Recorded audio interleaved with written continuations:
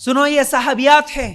ام عمارہ رضی اللہ تعالی عنہا، جس وقت اللہ کے رسول صلی اللہ علیہ وسلم جنگ احد میں ایک دشمن پتھر سے مارا، اللہ کے رسول صلی اللہ علیہ وسلم گر گئے. اللہ کے رسول صلی اللہ علیہ وسلم کی حفاظت کے لیے کچھ ہی صحابہ قریب تھے. ان میں سے ایک صحابیہ عورت ام عمارہ بھی تھی.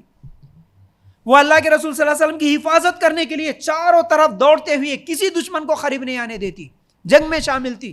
اور ایک دشمن کو جب جنگ احد میں ماری تو وہ ڈبل زرہ پہن کے تھا، تو اس کو مار تو نہیں لگا، لیکن پلٹا کے جب وہ مارا تو ام عمارہ کے کندھے پر بہت بڑا زخم آیا. اور جنگ احد جب مکمل ہوئی تو ان کے جسم پہ 12 زخم لگے ہوئے تھے. 12 زخم لگنے کے باوجود بھی وہ جنگ کرتی رہی، کسی دشمن کو اللہ کے رسول صلی اللہ علیہ وسلم کے قریب نہیں آنے دی. عورت ہے صحابیہ، کتنی فٹ تھی وہ، کتنی تندرست تھی، تبھی تو جنگ کر رہی ہے، دشمنوں سے اللہ کے رسول صلی اللہ علیہ وسلم کی حفاظت کر رہی، تلوار چلا رہی ہے.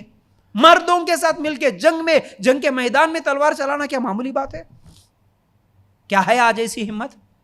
آج ہماری عورتیں جھنگوروں سے ڈر جاتی، کاکروچ کو دیکھ کے ڈر جاتی. چھوٹی مینڈک آ گیا گھر میں تو وہ اچھلتے ہوئے کودتے ہوئے ڈانس کرتے ہوئے بھاگتے. ہم لوگ آ گیا دشمن آ گیا، اس سے ہم لوگ نہیں بچ سکتے. خالی جھنگوروں کو، سپلگوں کو دیکھ کے ڈرنے والے ہم لوگ. اور ہمارے صحابیات کیسی تھی؟ یاد رکھو، صحابیات اور صحابیات کے واقعات ہمیں سننا چاہیے. ام سلیم رضی اللہ تعالیٰ عنہ، کتنی مرتبہ سنتے ہم لوگ ام سلیم رضی اللہ تعالیٰ عنہ کا نام. حمل کا آخری مہینہ تھا ام سلیم کا رضی اللہ تعالیٰ عنہ. حمل سے تھی، ڈیلیوری کا آخری مہینہ، جنگ میں جانے کے لیے تیار ہوئی. اللہ کے رسول صلی اللہ علیہ وسلم دیکھ کے بولے نہیں ام سلیم نہیں آ سکتی. بار بار اصرار کر رہی تھی، نہیں اللہ کے رسول میں آنے کے لیے تیار ہوں، میں جنگ میں ضرور آؤں گی، کام کروں گی، جو بھی ہو سکتا ہے میں محنت کروں گی، جنگ میں سپورٹ کروں گی. اللہ کے رسول صلی اللہ علیہ وسلم بار بار منع کرے تب جا کے رکی.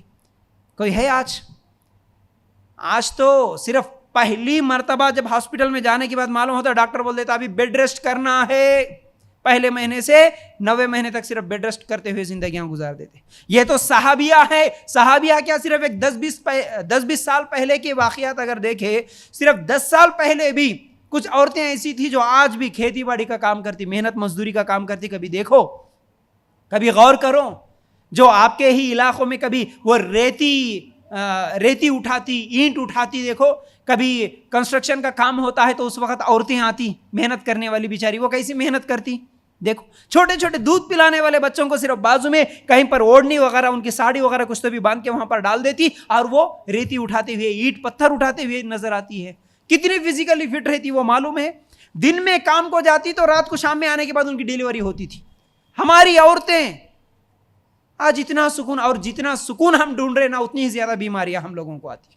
جتنے نرم نازک بننے کی کوشش کرتے نا وہی لوگ اتنے زیادہ بیمار ہوتے، وہی لوگ اتنے زیادہ گولیاں کھاتے ہوئے رہتے. لیکن جتنا زیادہ تم محنت کرنے کی کوشش کرو، پسینہ ٹپکانے کی کوشش کرو، اتنے ہی فٹ رہیں گے. یاد رکھو. پھر اسی طرح ایک اور واقعہ، ام حکیم اپنے شوہر کے ساتھ ایک مرتبہ ایک جنگ میں تھی، خیمے کے اندر تھی، لیکن دشمنوں کو آتے ہوئے دیکھتی ہے. جب دشمن تلوار لے کے خیمے کے طرف آ رہا تو وہ خیمے کا ڈنڈا، لکڑی خیمے کا ڈنڈا نکال کے ان کے ساتھ جنگ کرتی، 7 دشمنوں کو مار دیتی. ام حکیم سنے کبھی نام؟ جنگ یرموک ایک ایسی جنگ تھی، 2,40,000 کے دشمن اور مسلمان صرف 40,000 تھے. اس وقت جب جنگ شروع ہوئی کچھ مسلمان ڈر کے بھاگ رہے تھے. ایسے حالات میں ام حکیم، جو ابھی میں جن کا ذکر کیا، جن کا نام لیا، 7 لوگوں کو صرف ڈنڈے سے مار دی، وہ ام حکیم. پھر دوسری ہندا بنت عتبہ، پھر تیسری اسماء بنت ابوبکر صدیق رضی اللہ تعالی عنہ کی بیٹی اسماء. یہ تینوں وہ لوگ جو 2,40,000 کی فوج کو دیکھ کے ڈر کے واپس بھاگ رہے. تو یہ 3 صحابیات، ان کا ایمان کتنا مضبوط تھا کہ یہ جنگ کے میدان میں دوڑ کے آ رہی، اور آتے ہوئے وہ بھاگنے والے لوگوں کو ہمت دلاتے ہوئے، اشعار پڑھتے ہوئے، ان کو بات کرتے ہوئے کہ اے لوگو، کیا تم اس لیے آئے ہو؟ تمہارا ایمان اتنا کمزور ہو گیا کہ تم دشمنوں کو دیکھ کے واپس بھاگ رہے ہو. اس طرح ان کو ہمت دلاتے ہوئے وہ جنگ کے میدان میں بھاگ رہی تھی. ان کو دیکھ کے جتنے بھی لوگ واپس پلٹے، جتنے بھی لوگ بھاگ رہے تھے وہ سب بھی واپس پلٹے. کون تھی یہ؟ صحابیات تھی.